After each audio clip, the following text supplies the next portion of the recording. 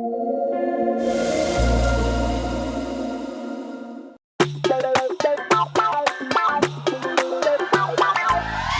كلش ملل، لا شغل لا عمل، اي هذا ما عنده وظيفة وذاك يشعر بالفشل. عجل يابا عجل، شوقت تلقوا حل، الباق من الكيكة كلها عافلي بس تشطل. شالقسمة هاي القشرة ماكو شغل فد مرة، يوم العراق افتر انا طارش رحيل، انا طارش رحيل. لقوم طلعت الشمس، عندك طبخ عندك كنس، وقت اشبعاني نوم شنو هالحظ النحس. وين صار الريوق ورانا طلعة للسوق، وشلون تردين البيض طق بالدهن لو مسلوق. الوضع كلش مو حلو ويا الحميسة انحمس، لو يرجع شوية الوقت الا الغي مشروع العرس.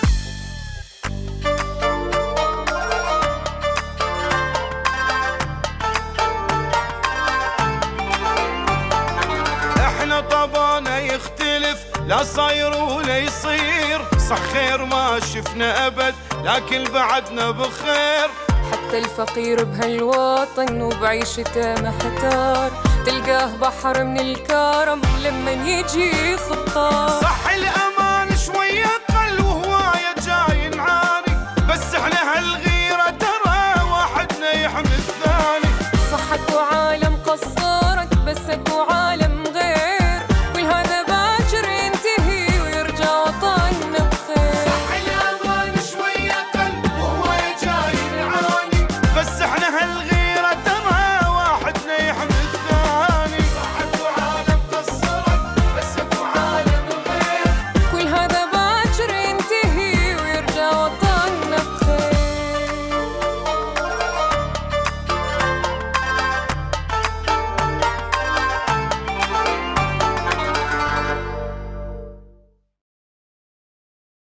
تحية طيبة التي كانت قبل 30 سنة فقط وليس 60 سنة.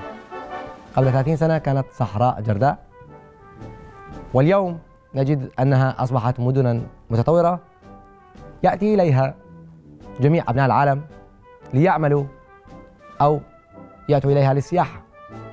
فكيف بنى هؤلاء أرضهم الخالية في حين ما زال العراقيون يبكون على ما حدث قبل أكثر من 60 عام؟ هناك أيضا قصة حدثت معي حين كنت أريد أن أشتري الصمون. ذهبت إلى الفرن وتخيلوا أنني كنت في وقتها رئيسا للجمهورية. هل تعتقدون أن هناك رئيسا للجمهورية يشتري الصمون بيده؟ ووجدت أن صاحب الفرن قد وضع لي صورة كبيرة في حين كان يبيع الصمون بأحجام صغيرة. فقلت له كلمة وهي: كان عليك وتقولها أيضا بالعامية، كبر الصمونة وصغر الصورة. للأسف عرفت أن هذه الجملة أصبحت مثارة للتندر وللضحك، في حين كان يجب أن تكون دستورا لكل من يرأس هذه البلاد، وكان يجب على العراقيين أن ينتخبوا من يعرفون ويتأكدون بأنه فعلا سيصغر الصورة ويكبر الصمونة. لذلك أريد أن أقول في نهاية حديثي بأنه لا يوجد ماضٍ مهما كان تعيسا وسوداويا ومدمرا، لا يمكن لهذا الماضي أن يمنعك ابني أو بنتي العراقية من أن تبني الحاضر وأن تؤسس لمستقبل زاهر. عبد الكريم قاسم، رئيس العراق في يوم ما.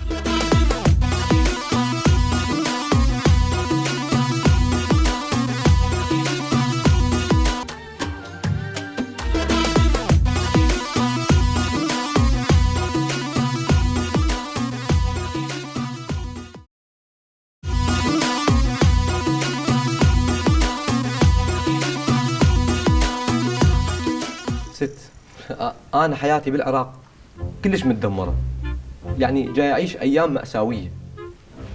هددوني كم مرة تنقتل، وعايش حياة كلش مو مريحة. فانا جيت يمكم حتى اطلب لجوء، فساعديني الله يخليك، الله يخليك قبلي طلبي مال اللجوء. نعم، ولكن هناك الكثير من الناس يقولون بأنهم مهددون، وفي الحقيقة هم غير مهددين أصلاً. لا ذولاك يعني بيهم الكذب وبيهم الصدق. انا بالنسبه لي جايب وياي ادله ما حد قدر يجيبها. انا جايب وياي شهود. شهود؟ اي شهود. هنا الناس اللي اذوني وهددوني وخلوني اطلع من العراق جايبهم وياي واقفين برا. أتيت بهم إلى هنا؟ اي جبتهم لهنا عمود يشهدون. عمود تصدقيني انه انا فعلا كنت متهدد وما عايش حياه مرتاحه. بس لو تسمحي لي اصيح اول واحد بيهم. تفضل. اول على عبوه؟ لا تخافون، جاي بدون عبوه، جاي بدون عبوه، جاي. نعم موجود. هلا ابو شهاب. هلا مرحبا، هلا حبيبي، هلا اخوي. شنو؟ منو مضايقك؟ غير انت ضايقتني وجيت اطلب لجوء من وراك. لا اقصد هنا منو مضايقك؟ لا ما حد مضايقني، بس تعال هل اشهد. فعلا هددت أحمد؟ والله اشهد ما بالله انا هددته. الحمد لله. ذبيت له ظرف وبطلقه. ولماذا هددت أحمد؟ ولماذا والله ما ادري. متعرفين انا ويا من عايش مهددني وما يعرف ليش. يعني صراحه يعني ليش اعرف ليش؟ يعني يعطوني ظرف وهذا بطلقه، ذبه يم الاخ وذبيت يم الاخ. شكرا لك، ولكن سيتم اعتقاله لأنه مجرم. يقول راح يذبونك بالتوقيف. رحم الله والديكم. ما تقصرون والله. تخيلي انا عايش ويا هذول الناس، والله انا لا بعد شفتي، بعد كل شيء ما شفتي بعد. ماذا بعد؟ نعيم جحيم. يمو اهله ما يدرون بي راح يصير صكاك فسموه نعيم يعني وكذا. الله بالخير اغاتي. اهلا وسهلا. سحب اقسام قال له الله بالخير باعي. تفضل ابو شام. الله يحفظك حبيبي. احكي للست. لماذا هددت أحمد؟ لا هذا مو هددني، هذا قتل اخوي. صكيت اخوه. خلصت عليه وردت اصكه بس طفر. الحمد لله. ايش رايك اصكك هنا مستلم عليك 5 ورقات؟ مو انطيتك 6 ورقات وقلت لك تعال اشهد وياي؟ اي صحيح يلا على الجايات ما انسى. ولماذا قتلت أخاه؟ اخاه يشتغل بالميناء وعطل شغلنا. ولك هذا اخوي مدرس فيزياء، هذا جواري انه يشتغل بالميناء. قلت له صاك اخوي بالغلط طلع. صاك بالغلط قلت لك هنا بس قانون. حسنا، ولكن سيتم اعتقاله لأنه قاتل. شو تقول ترجم؟ يقول راح يذبونك بالتوقيف. شنو؟ انا ادخل التوقيف مو عيب؟ لو للسجن لو ما اروح. روح اول سجن تشوفه ببالك روح ادخل. يقتل ما يدري. بعد ماذا بعد؟ لا اوكي توتايه. توتاية؟ هذه فتاة، هل تقتل أم تهدد؟ هاي اخطر من الجماعه اللي هاي اخت مرتي. كل ما مرتي تروح تبات يمهم تعطيها مقترحات تشل حالي تضرب براسها شفت على كيفك، وانا ايش قايله لمرتك؟ لا ما قلت لها شيء، بس قلت لها لازم يقعدون ببيت ملك مو؟ غير اختي وريد مصلحتها. قعدنا ببيت ملك. خلصتي؟ ايه قلت لها اثاثكم يلعب النفس، خلي احمد يطب بسلفه ويجيب لكم جديد. جبنا الاثاث. شنو قلتي لها؟ قلت لها ليش عندكم 3 اطفال؟ خلي يجيب فذ 2 بعد. جبنا توأم بنفس اللحظه. شنو قلتي لها؟ بس يراد لك تعرف شغلك بصراحه. بس انت ايش بيك منزل سلاحك؟ هاي اخطر والله ذولاك فقره والله منزل سلاحك.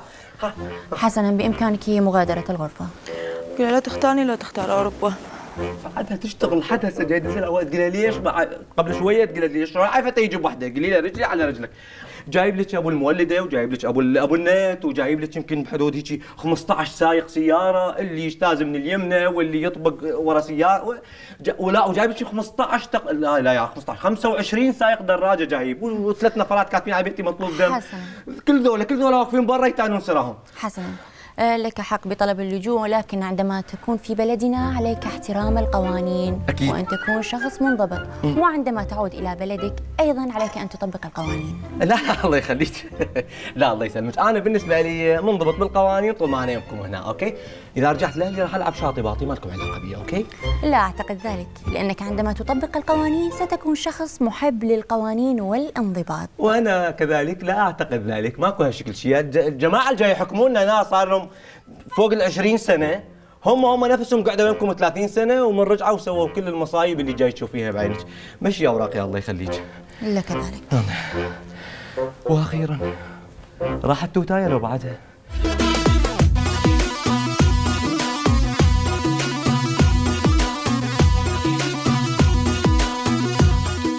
بس لحظة، خلي اطلع بث مباشر وياهم بعد. هو كم مره اشوف ماركو؟ هو شفناه مره لحد ما نوصل ايه اي لحد ما نوصل. اوكي يعني بس هو ليش لبست حزام الامان؟ اكو شيء؟ ليش تلبس حزام لا انت الغلطان مو انا. احنا مو ابو تاكسي. اوكي اي انا اسف يا رجال والله لا. لقد سببت الهتنا. تجيب علينا العين شنو؟ والله يعني انت الناس تضحك علينا. هو انا استغربت ايش عجب هذا اساسا ليش يشتغل عندك؟ المفروض مجيم. الحمد لله جو وياك. هاي لازم تقعد من انت تغسل السيارة. أيوة. لازم تسويش بس اذا نعبر الناس تضحك عليك مو علي. ما تلبسه. اي والله والله طلع يشتغل. حاول بيه والله بالعكس حلو ويرهم صدق. اذا تلاحظ اي اسود وسمائي بس يرهم. شوف يا زعطوط انا الله يخليك. لا اي هاي شوي هاي اصلا يسموها يعني عبر. لا فائده منها. ما ادري ايش خلينا والله. إيه. لو انفصل حزام صدق مال البنطلون احسن لنا. بدع انا محيرتني هاي سالفه يعني الفاشينيستات اللي يعلن اشتروا من هذا. صدق اكو ناس تشتري يعني الاعلانات. اي الاعلان لا شوف الاعلانات بيها فد لغط صاير مريع. يعني مثلا وين اكو وحده عراقيه دا تطبخ دا تحمس بصل ولابسه بتوت وملاوي ترى. صدق والله. شاي والله العظيم شايف لك. يعني اصلا شوف البتوت والملاوي ترى هاي بالعرس هاي نضمن الساعه انتم من طابخ ثاني تريد تفتح مشروع ينباع. هاي الحركه ام السلته. يا ماك وياها موسيقى عافيه. ايه اوبرا يعني سلته نيجي. لا وهذا يقول لا خلين. هو يريد من جو لا خلين قلبه يريد وعيني ترف.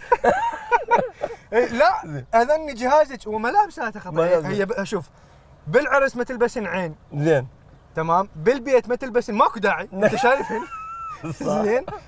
تريد تنطين هذا الاوبشن الوحيد اللي شايف خطا صح. هاي ماك. يعني هو لازم الذهب فبالاخير يبيع. فهاي الاعلانات تصير لازم تكون الاعلانات بطريقه واقعيه. زين اكو هاي الفاشينيستا مثلا اشتروا من هذا جربته وتستخدمه. هو فعلا تستخدمه ولا اول مره تستخدمه واخر مره؟ اكو منهم عندهم مصداقيه باعتبارك فاشينيست. باعتبارك اي عافيه. حبايبي شلونكم شلون صاير؟ والله هذا جربوه ولازم اكثر من مره. والحمره فل شايفها. مو الحمره العاديه. اكو منها لا شغلات مضره. بس لا اكو منهم من يستخدموها. مثلا يعطون جابه تعال الله بالخير تبي تسوي علامه الحمراء. انا حاضره. حفله حاليا ما عندي انتظرني شهر اكملها. اوكي يلا اشوف انه هاي صدق زينه مو زينه مو هاي راح يصير استعمال مباشر على البشره. صح. فما يصير. اكو منهم لا الف لا ما 3000 جيب حسوي على الغداء. او هيك يعني هذا الفاونديشن هذا صراحه البخ بيه غرفتي.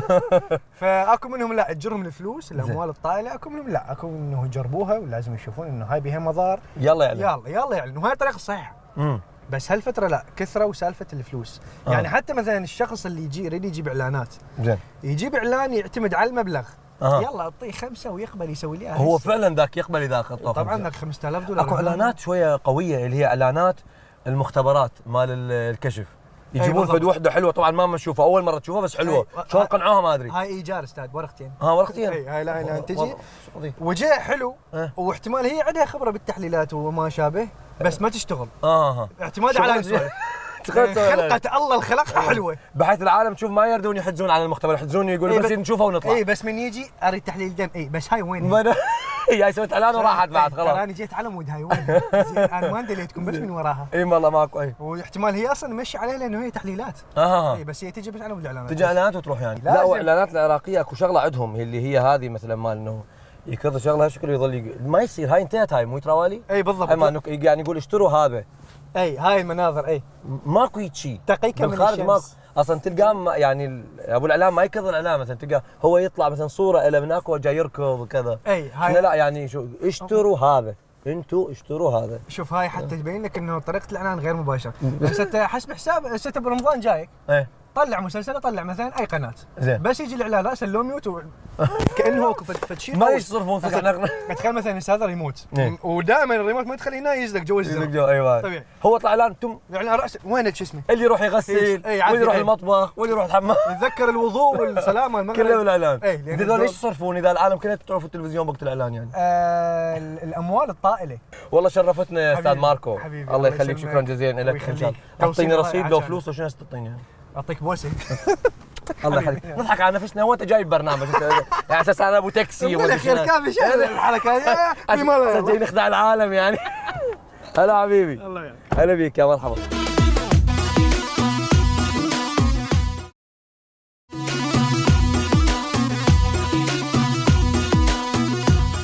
يعني هسه هاي القصيدة إلها؟ طبعا لها، لا عدل من اكيد لها.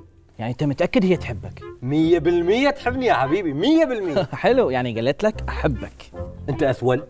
اكو بنيه بالدنيا تروح الواد بالكليه تقول لها انا احبك؟ لا شو عرفت؟ لا حبيبي، يعني اكو فت حركات تسويها البنيه، بس الواد الفطن شو يسوي؟ يلقفها. اذا ما لقفتها تروح الفرصه. وما دام أنت فطن ولقفت هاي الحركات كلها، سولف لي وحدة.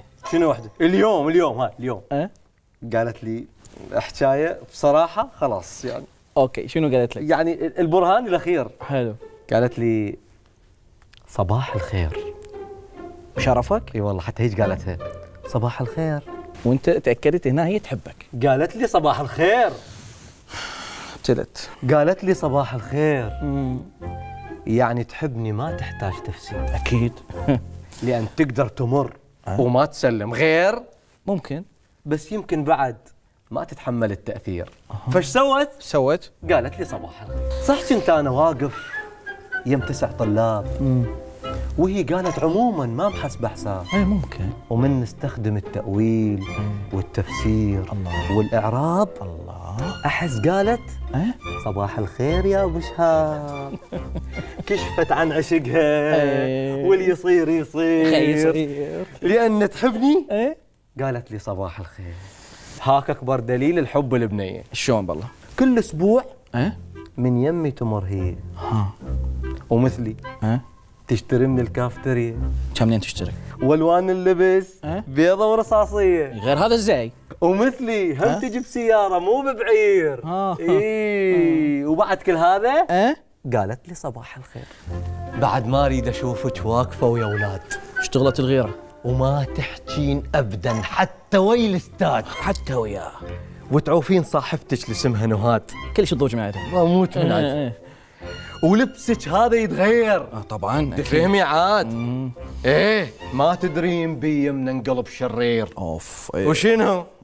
قلتي لي صباح الخير. اشتريتيني يعني؟ انا ادري. ايه.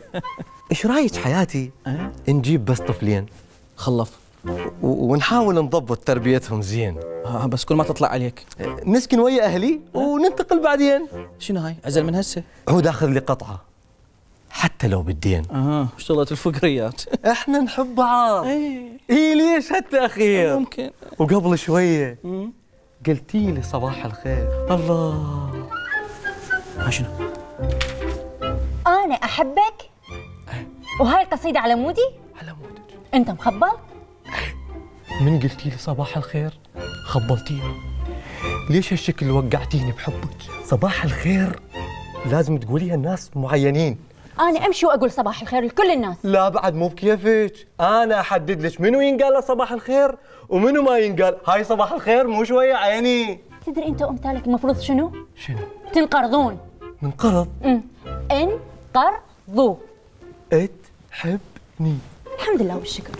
شفتها؟ شفت شلون قالت انقرضوا؟ مال وحده تحبك بس ضامه يعني. بس هم قالت الحمد لله والشكر. الحمد لله صح. الحمد. هاي قصيده ثانيه. شنو؟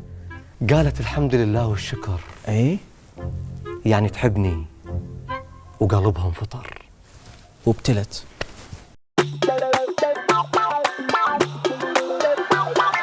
ملل كلش ملل، لا شغل لا عمل، اي هذا ما عنده وظيفة وذاك يشعر بالفشل. عجل يابا عجل، شو وقت تلقوا حل، الباق من الكيكة كلها عافية بس تشطل.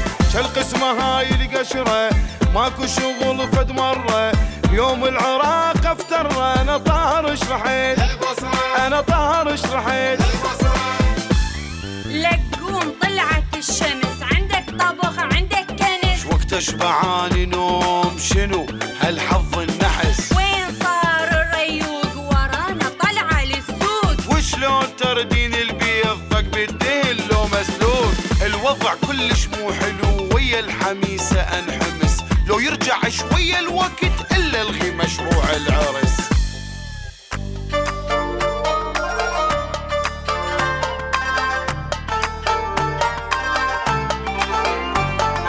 احنا طبعنا يختلف، لا صاير ولا يصير، صح خير ما شفنا ابد لكن بعدنا بخير.